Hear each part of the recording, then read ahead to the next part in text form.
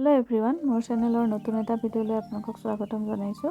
গাজৰখিনি দেখি গম পাইছেই নিশ্চয় গাজৰৰ হালৱা বনাবলৈ লৈছিলো। আজি 4টা মান গাজৰ এনেকৈ পিহনাত পিহি ললো আৰু যেহেতু এতিয়া বজাৰত এভেইলেবল গতিকে এনেকৈ ঘৰতে গাজৰৰ হালৱা বনাই খাব পাৰি একদম ঘৰুৱা ষ্টাইলত। গতিকে তাৰ কাৰণে এনেকৈ কেৰাহীত 2 চামুচ ঘি দিছো। ঘিখিনি গলি যোৱাৰ পিছত ইয়াতে ফ্লেভাৰৰ কাৰণে মই 2টা ইলাচি আৰু এটা তেজপাত দি দিছো। এনেকৈ এটো অপচনেল হয়, যদি না খায় নিদিলে হ'ল। এতিয়া মই ইয়াতে দি দিছো যিখিনি গাজৰ পিহি থৈছিলো সেইখিনি। গাজৰখিনি ইয়াতে মই 5 মিনিট মান অকনমান ভাজি লম। 5 মিনিট মান ভাজি ললে গাজৰখিনি অকনমান মানে কেঁচা ভাৱটো নাইকিয়া হৈ যাব তাৰ, আৰু লগতে ঘি যিটো ফ্লেভাৰ সেই ফ্লেভাৰটো আহি যাব পিছত, সেইটো হালৱাটো খাই ভাল লাগে সেইটো কাৰণে। সো এনেকৈ 5 মিনিট মান সময় ঘিতে ধুনীয়াকৈ ইয়াক ভাজি লম। তাৰ পিছতে ইয়াতে গাখীৰ এড কৰিম। গাখীৰখিনি আচলতে গাজৰখিনি ডুব যোৱাকৈ এড কৰিব লাগে। এয়া দেখিছেনে গাজৰখিনি ভাজি লওঁতে গাজৰখিনি পৰিমাণটো প্ৰায় কমি গৈছে।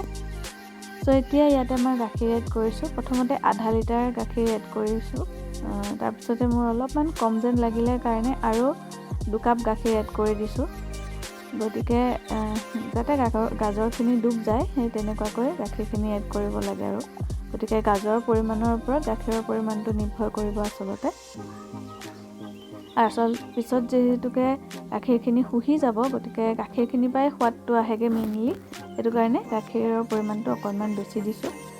দেখিছেনে ঘি দিয়াৰ কাৰণে ওপৰত ধুনীয়া এটা চামনি পৰি গৈছে ঘিৰ, গতিকে বহুত ধুনীয়া টেষ্ট আহে ইয়াৰ কাৰণে। এতিয়া ঢাকনিৰে ঢাকি অলপ সময় মই ইয়াত কুক কৰিম। ইয়াৰ পিছতে মই ইয়াতে চেনি এড কৰিম। চেনিটো প্ৰায় 1.5 কাপ চেনি এড কৰিছোঁ মই।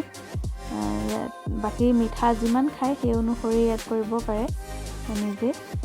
আমি বৰ বেছি মিঠা নাখাওঁ কাৰণে 1.5 কাপ মই চেনি ইয়াতে এড কৰিছোঁ।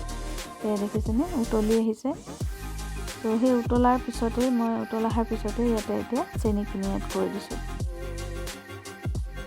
সো এনেকৈ আপোনালোকেও বনাই খাইছেনে বাৰু গাজৰ হালৱা? মেৱা নোহোৱাকৈ আপোনালোকে বনাই খাব পাৰে। আৰু এইখিনি মই ড্ৰাই ফ্ৰুটছ অকণমান গৰম পানীত ধুই পেলাই দি দিছোঁ। সেইটো কাৰণে অকণমান সোনকালে দি দিছোঁ যাতে, যিহেতু তিয়াই থোৱা হোৱা নাছিলে।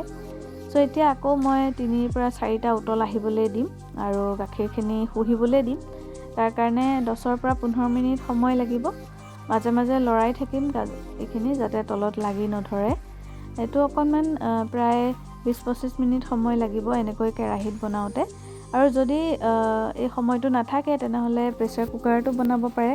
প্ৰেছাৰ কুকাৰত ডাইৰেক্টলি ঘিটো দি পেলাই গাজৰখিনি অকণমান ভাজি লৈ তাৰপিছতে গাখীৰখিনি আৰু প্ৰয়োজনীয় যিখিনি চেনি আছে সকলোবোৰ দি হুইচেল মাৰি দিব লাগে। এতিয়া ইয়াৰ মাজতে মই অকণমান কেইডালমান কেশৰ এড কৰি দিছোঁ ইয়াত। কেশৰে ধুনীয়া এটা কালাৰ আনি দিয়ে হালৱাটোত, আৰু এইটো আমাৰ কাৰণেও হেল্ডিও হয়। সো ঠাণ্ডা দিনত খাবই লাগে নহয় জানো কেশৰ। গতিকে এতিয়া ইয়াতে দেখিছেনে গাখীৰখিনি শুহি প্ৰায় আমাৰ হালৱা অলমষ্ট ৰেডিয়ে হৈ গৈছে, একদম ঠিক হৈ গৈছে গ্ৰেভিটো। সো এইখিনিৰ পৰা আৰু 2-3 মিনিটৰ ভিতৰতে আমাৰ হালৱা ৰেডি হৈ যাব। সো এনেকুৱা মুহূৰ্ততে গেছটো মই অফ কৰি দিম। অফ কৰি দি পেলাই মই ইয়াৰ ওপৰত অকণমান আকৌ ঘি এড কৰি দিম। ঘিটো নিজৰ ওপৰত কথা, বেছিকৈ যদি ঘি খাই বেয়া পায় তেনেহ'লে এড নকৰিলেও কথা নাই। সো ঘিটো দি দিলে আৰু ধুনীয়া ঘিৰ এটা ফ্লেভাৰ আহি যায়, বহুত ধুনীয়া লাগে।